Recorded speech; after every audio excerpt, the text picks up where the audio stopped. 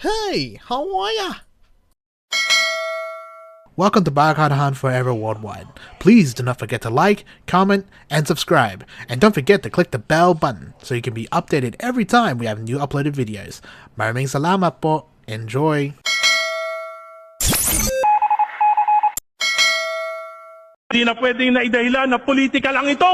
Hindi na pwedeng sabihin gawa lang ito ng DDS, ng Kaliwa, ng Dilawan, o Pinklawan. Hindi na pwedeng isisi sa DPWH, sa nakarang administrasyon, o sa mga kontratista, sapagkat ang pinakamalaking korupsyon na ito ay nagsimula sa ating sariling tahanan noong 19th Congress. Biocard Hunt Forever Worldwide. Keep calm and keep listening.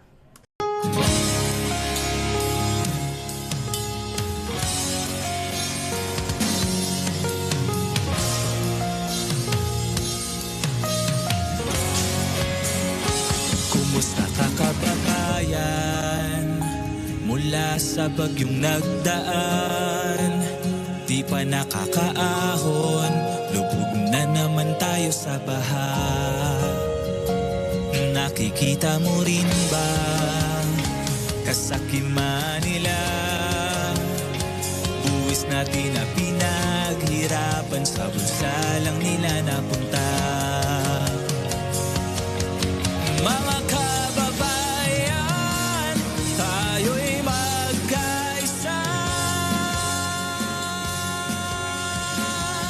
Ito ang panawagan natin sa mga namumuno sa atin. Ilantad ang katotohanan, hustisya ay huwag baliin. Walang dapat na itago, tapusin ang panloloko.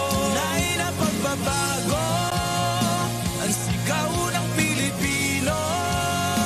Nangyarihan, inaapi ang sambayanan. Kaya mga kababayan, tinig natin pag-isahin. Nangyarihan, inaapi ang sambayanan. Kaya mga kababayan, tinig natin pag-isahin. Sambayanan. Kaya mga kababayan, tinig natin pag-isahin. Makakamit ang tunay na hustisya kung batas ang umiiral sa atin. Ang umiiral sa atin. Mga kababayan, tayo'y magkaisa. Ito ang panawagan natin sa mga namumuno sa atin. Ilantad ang katotohanan, hustisya ay huwag baliin. Walang dapat na itago, tapusin ang panloloko. Tunay na pagbabago ang sigaw ng Pilipino. Sama-sama magkaisa,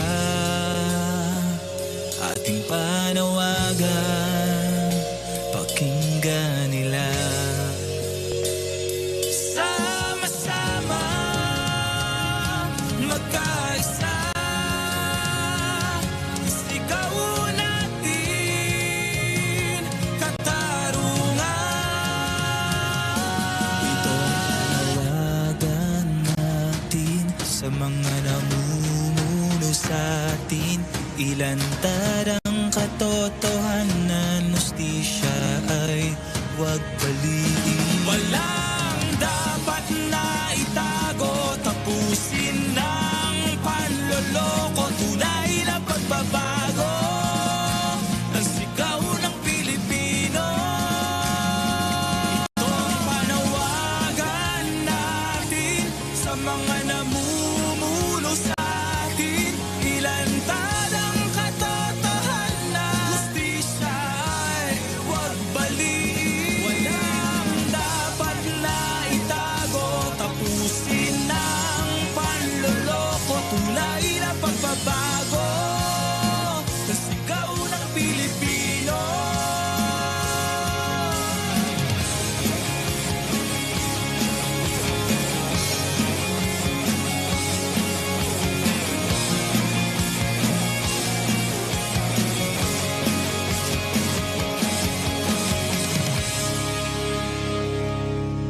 Hey, how are ya? Saw the checks. I took a picture of them. Then they started panicking, calling people to call me, please not to share that with the public. Because as I said, there's an 18.58 billion peso a year MOOE fund. And that was actually around 10 point something billion in the National Expenditure Program. Congress increased it by 7.8. The basic expenses of the House are already covered in the initial budget. We increased it by 7.8, dividing that by 318 congressmen. It's around 24 million pesos per congressman per year. But my point is, anyone who disputes that there are bonuses should answer then, where does the 18 billion pesos go? Because there is no breakdown. I would also add this, the reason why I'm personally invested in exposing this is because a lot of the social media trolls are being funded by MOOE. And I can say this because you can Google that there's a CARE program where congressmen are given 10 to 100 slots to hire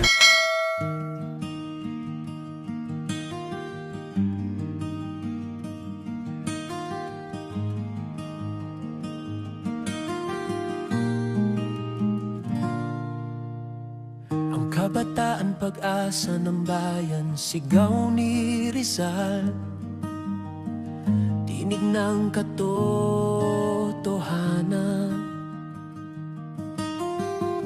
Namatay siya, nag-alay ng buhay para sa lupang sinilangan. Ngunit ngayon, mga nasa pwesto,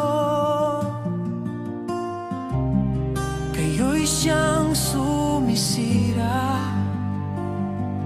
Sa halip na maglingkod, nagpapahirap sa sariling bansa. Sa kamera kayo'y banal, ngiti huwad, pangako'y hangin. Pero yaman nyo'y mula sa pawis ng taong bayang matiisin. Mahiya naman kayo kung hindi man kay Rizal, kahit sa mga anak nyo. Mahiya naman kayo, perlas ng silanganan, nilubog sa kasakiman nyo. Mahiya naman kayo, habang kami lumalangoy sa baha, kayo'y nasa kotseng magara. Mahiya naman kayo, budhin nyo'y tinapon, hindi mabubura ng pera. Sa pila ng relief goods, sardinas at noodles, tanging pinasasalamatan. Samantalang milyones ninakaw, palasyo ang tinirhan. Proyektong butas-butas, sementong mabilis maglaho, habang mga batay naglalakad, sapatos basang-basa papuntang eskwela. Sa kamera kayo'y uliran, nag-aacting ng malasakit, ngunit sa likod halimaw, bayan ang nilalapastangan. Mahiya naman kayo kung hindi man kay Rizal, kahit sa mga magulang nyo. Mahiya naman kayo, ang dugo't pawis ng tao, ginawang bangkot negosyo.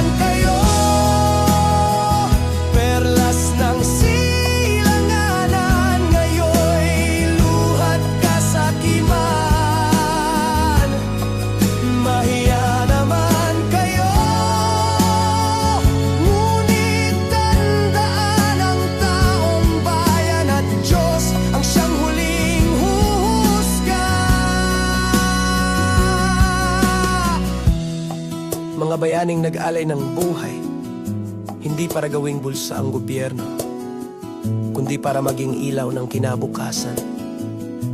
Ngayon, ang mga proyekto ay nagiging negosyo at ang mga kriminal ay nagiging opisyal. Ngunit huwag kalimutan, ang pagbabago ay nagsisimula sa atin, sa pagtanggi sa suhol, sa pagiging tapat, sa maliliit na hakbang. Doon sisibol ang mas maliwanag na bukas. Kaya't sa mga mandarambong, mahiya kayo at sasambayanan, tumindig tayo. This is Barkada Han Forever Worldwide. Thanks for watching, and your support is greatly appreciated. Until next time, good night and God bless.